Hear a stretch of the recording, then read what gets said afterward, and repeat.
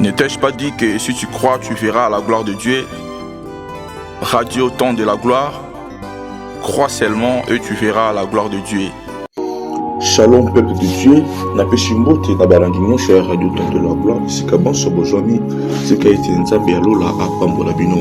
Napesi mbote na basali na nzambe nyonso, napesi mbote na baministre de Dieu nyonso bazolanda nga se moi sika ete bisika bonso bozwami loboko na nzambe epambola bino lisusu mingi ya koleka. Nzambe azwa lokumu na ngolu asali na biso ya kozala susu kompte moko na yo lokola bavivant epi toza en bonne santé mpo bango bazobela te eza sujet ya kokomisa nzambe ebongo soki ozobela mais oza en vie eza mpe kaka sujet ya kokomisa nzambe pamba te bolobi na biso rendre grâce en Dieu en toutes choses.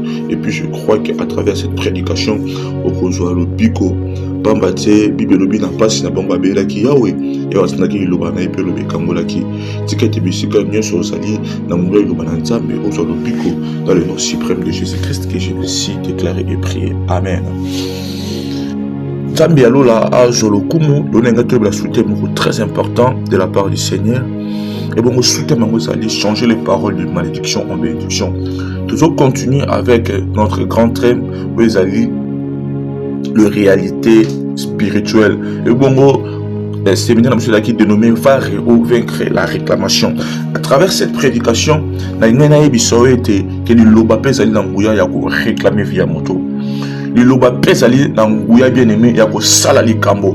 Parce que dans la Genèse chapitre 1 verset 1 liloba au commencement Dieu créa le ciel et la terre. La terre était informe et vide. Et l'esprit de l'éternel s'est mouvé au-dessus des eaux. Mais quand au monde, il veut que la lumière soit.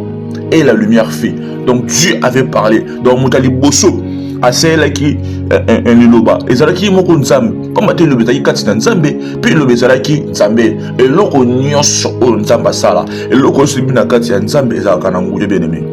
C'est pour ça que il appelle à l'existence les choses qui n'existaient pas comme si elles existaient déjà. Donc, moyen, oh, nous avons passé la rapport au bien la cause, ça m'a camoué, ça a quitté le coup la protéger ça là, et ça les loba. Et on ne joue pas avec ta parole, ne joue pas avec ta langue.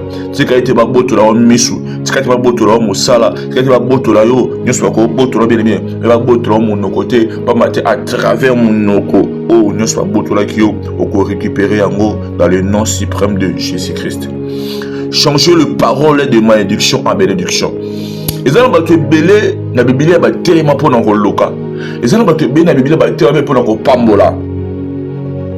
Bien aimé, et ça, on va te mingi, bazala ba irresponsable. Et ça, on va te mingi, bazala miteur mabe.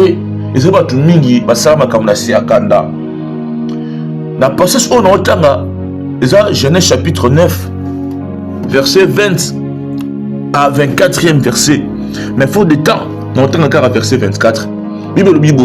Lorsque Noé s'est réveillé de son vin, il a pris ce qu'il lui avait fait son fils cadet. Et il dit, maudit soit Canaan, qu'il soit esclave d'esclave de ce frère.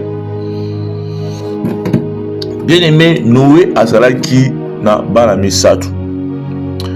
Tant on sabe alinga ba mokili. Ah, pesa ki Noé makanis. Au monde on a Genèse chapitre 7 verset 1er. Que Noé a okota na kati ya arche o atongaki. Bato basalaki mabe mingi ebongo nzambe akanisaki abama mokili na déluge. Mais nzambe apesaki Noé si otonga masuwa na ba mesure oyo apesaki ye pe moto nyonso asepele kokota. Il fallait kota. Mais bande ko seka Noé parce que mbula ezalaki nanu te. Ngana fo la parenthèse mon koloba no était oh nzambe biso sala. C'est là on va bo seka yo. Nzambe na so za ranza ba chose inachevée te, a na ba chose achevée a comme si ngoti na suka pe batu bande ko seka yo bango ba ko périr.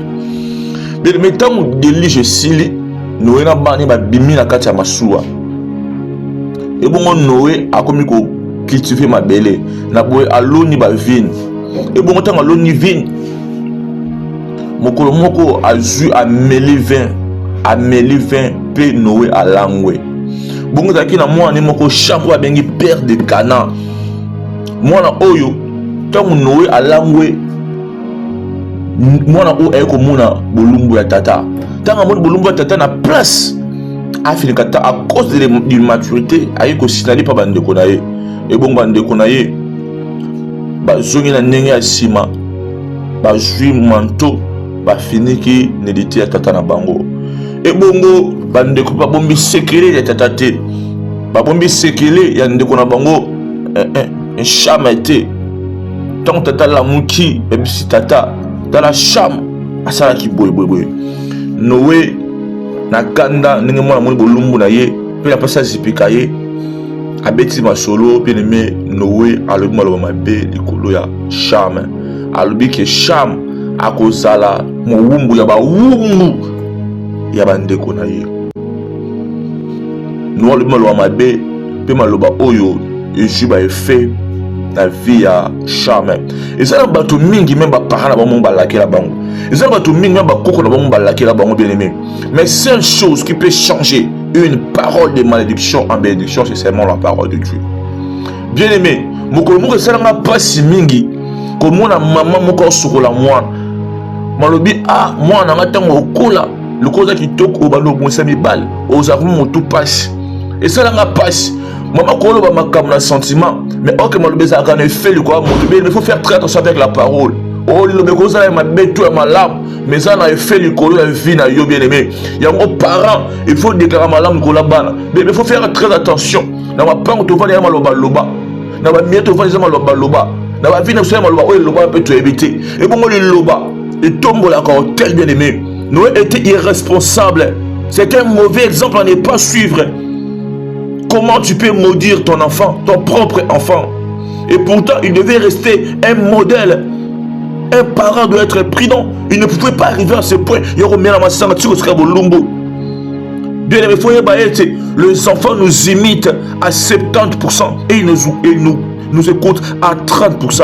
Alors, un parent, tu dois être très prudent avec tes actes. Cham aussi était mal instruit. Quand un enfant qui est bien éduqué ne pouvait jamais exposer son père et puis partager la nouvelle c'est l'idée de son papa. Attention à tout ce qui touche aux hommes de Dieu. Malgré leurs erreurs, tu risques d'être maudit par ta façon de gérer les choses. Il y a des gens, soit Monica ma mère montre à quel loba, mais attention, mais tu ne peux pas dire son mal de partout parce que au appelle maudit. Ils ont maloba muso malédiction ba satani ba loba likolo ya bateau et bien ça ba vie ya bateau parce que mon colomo ko ils ont fait ça maloba kolo pas roi a bilobi biloko ekota na mboka mais moto ça na mboka mobali ya roi a besoin nzamba fongoli bikuki ya lola biloko ya te de quoi bien ko gérer mon honnêteté pe lisa loba ki a au monde on kasolia ya moté boto biloko ekota ki na précipitation pour que ekota be biloko à quoi il ne connaît pas Koufaki. Oh, faut faire très attention avec la parole. Faut faire très attention avec la parole, bien aimé. Baloba ni likola vinayo. Baloba ni bien aimé. Baloba ni likola banayo. Baloba ni likolo. Ya mosana yo. Baloba isala kana effet bien aimé.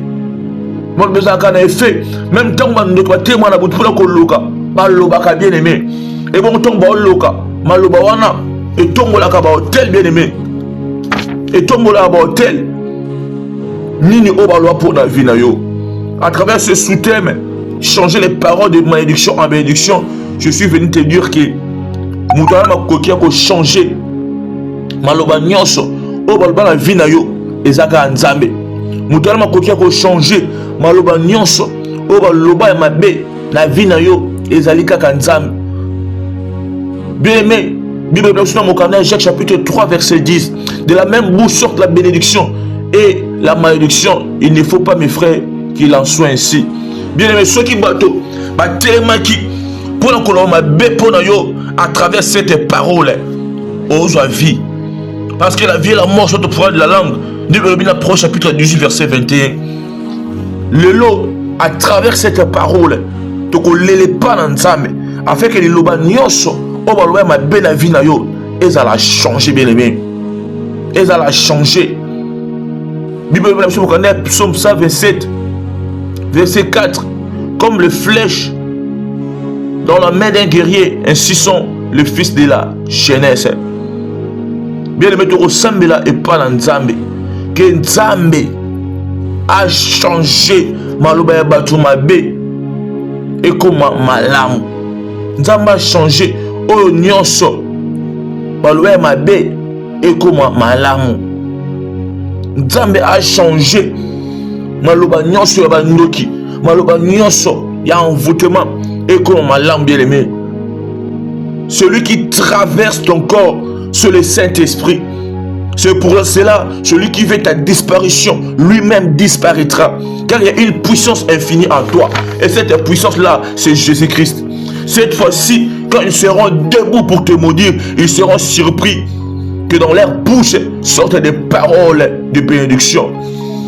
Parce que le Saint-Esprit va changer leurs paroles. Car tu es un enfant de Dieu. Et la vie doit être bonne aussi pour toi. La vie doit vraiment être une bénédiction pour toi. C'est pour ça qu'il nous dit, il n'y a plus de condamnation pour ceux qui sont à Christ. Je lève ma main droite, je déclare, je décrète et je prophétise sur toi. Que l'Iloba nyonso bandeko condamné yo et si la mouya. Que l'Iloba nyonso mabe o balba ki na vie na yo et si la makas. Que l'Iloba nyonso balba pour la barre na yo et si la mouya. Que yoko bonga te, que yoko musala te, que yoko bota te, que yoko bala te, que yoko pamola mate. Je viens à travers cette parole pour te dire que au suis libala. Je viens à travers cette parole pour te dire qu'au suis musala. Je viens à travers cette parole pour te dire que aux Ubana, je viens à travers cette parole pour te dire qu'aux Ulibal, je viens à travers cette parole pour te dire qu'au Pamolami, je viens vers cette parole pour te dire qu'au voyager, je viens vers cette parole pour te dire qu'au Kinemusika, dans le nom suprême de Jésus-Christ. Si tu as été partout, besoin, Nzambe Alola, a Pamolamino. Ceux qui m'ont tombé, qui m'a cette fois-ci, tu lis malam. Paye mon kubo son raté, que le bar toujours malam, le colon a vu dans yo. Radio Temps de la gloire, vis ta gloire avec le Maître suprême Jésus-Christ de Nazareth. Suivez-nous chaque lundi, mercredi et vendredi à 7h30 heure de Kinshasa. Que Dieu vous bénisse.